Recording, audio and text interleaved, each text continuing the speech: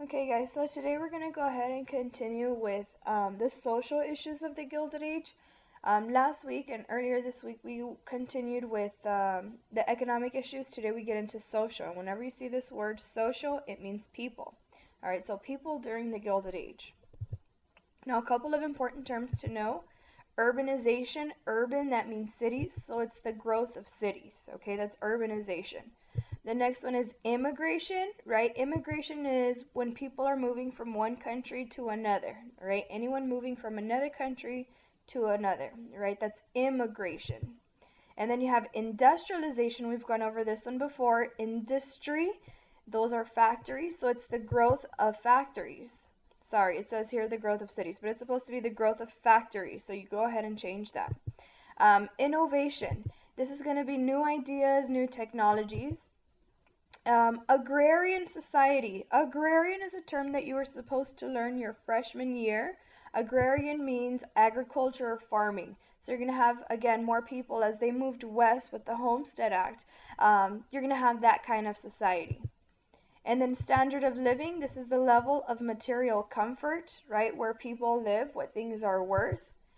And the last one here is nativism. Okay, nativism is racism or the idea that whites are superior or above others.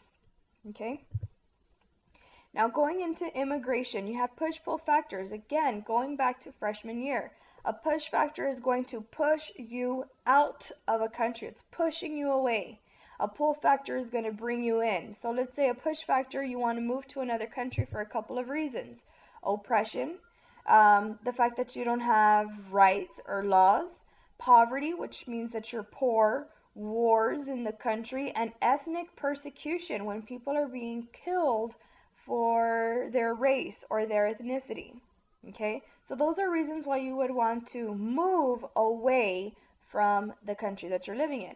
A pull factor is going to pull you in.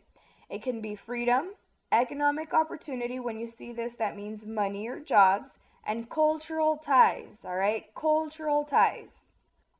So push factor pushes you out, pull factors bring you in.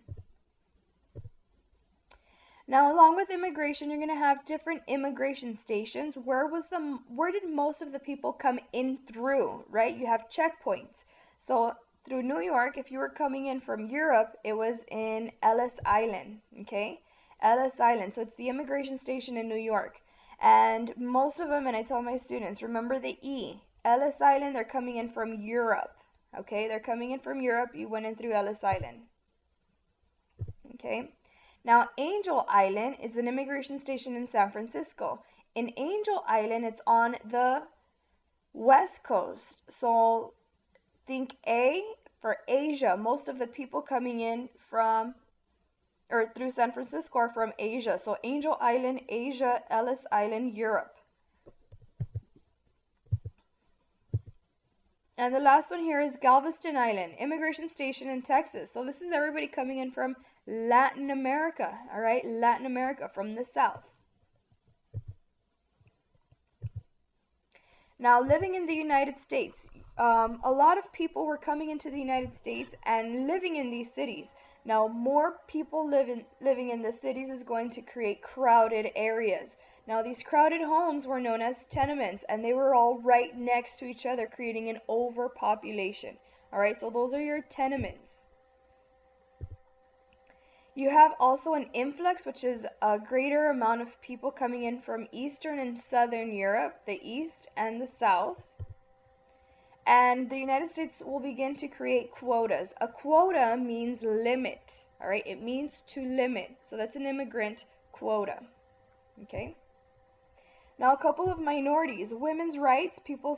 Women start to fight for their rights to vote. Susan B. Anthony is the lady you see here, and she was the main leader in the women's rights movement. You also have the rights of African Americans. We're going to go over this court case, Plessy versus Ferguson, and it stated that separate but equal was constitutional. You're going to have separate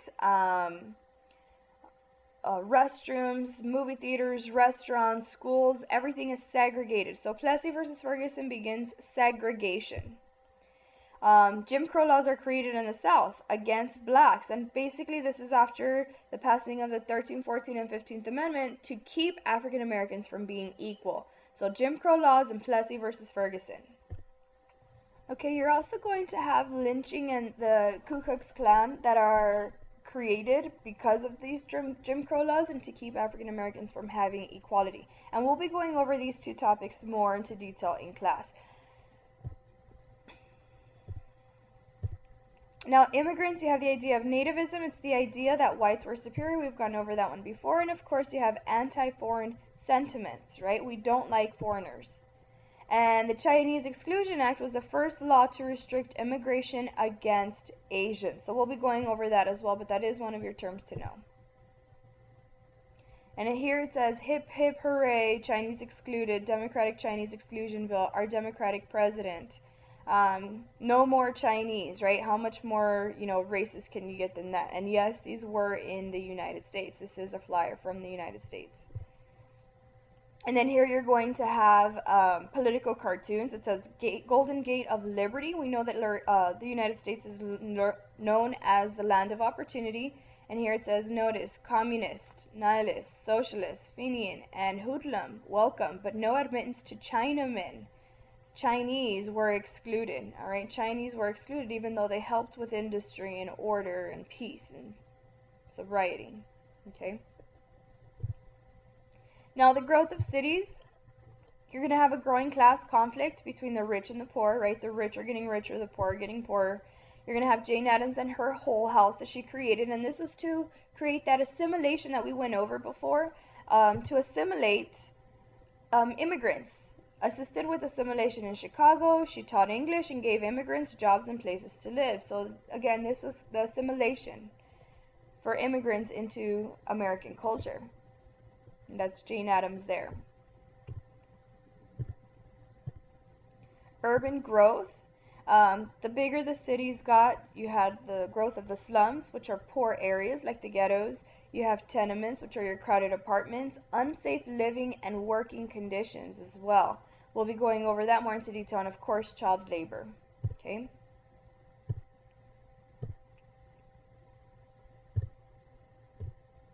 And the last one here is the social gospel. Now, yesterday in class we went over Andrew Carnegie, and he believed in this social gospel, right? And this idea of philanthropy. And basically he says, the belief that salvation can be reached by serving the poor. Even though they were ruthless businessmen, right? Remember, they were robber barons. They were able to give back to the community. And this is what, Andrew Carnegie really did believe in, the gospel of wealth. People of great wealth should administer their wealth for the common good. And again, the autobiography of Andrew Carnegie and his essay, The Gospel of Wealth. Okay, so this is how they were able to justify the fact that they had so much money and that they could just give back. Okay, this is the end of the PowerPoint, guys, the social issues part of the Gilded Age. If you have any questions, please let me know. We'll see you.